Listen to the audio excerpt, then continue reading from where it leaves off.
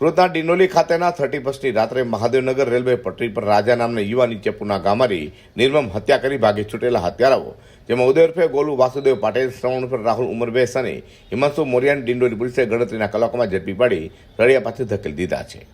31 ડિસેમ્બરની રાત્રિના સમયે ડિંડોલી પોલીસ સ્ટેશનના નવાગામ વિસ્તારમાં રેલવેની પટરી પાસે એક મર્ડરનો બનાવ બન્યો હતો। આ ઘટનામાં હકીકત એ મુજબ છે કે આશરે 11:30ની આસપાસ એક વ્યક્તિ ઉદય ઉર્ફે ગોલુ વાસુદેવ પાટીલ આ નામનો વ્યક્તિ ત્યાં રેલવે પટરી પર બે માણસો બેસેલા હતા, એને જઈને ચપ્પુના ઘા મારે છે અને એની હત્યા નિપજાવે છે। આ બનાવના મૂળમાં જતા પોલીસને માહિતી મળી છે કે આશરે 11 વાગ્યાની આસપાસ આ ઉદય ઉર્ફે ગોલુ એ જ્યારે રિક્ષા લઈને જતો હતો ત્યારે મરણ જનાર રાજા ગાયકવાડ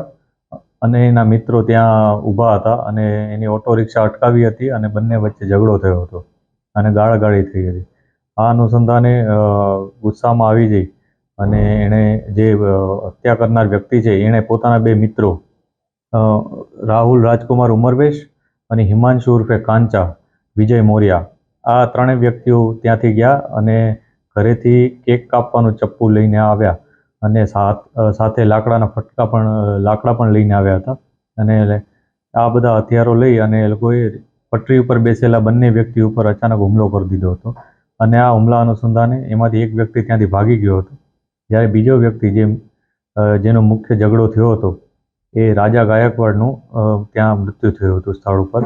પોલીસે ખૂબ જ મહેનતથી આ બનાવને ડિટેક્ટ કર્યો હતો। પોલીસની અલગ અલગ ટીમો કામે લાગી ગઈ હતી અને વિસ્તારમાંથી આ ત્રણેય આરોપીઓને પોલીસે ઝડપી પાડેલ છે।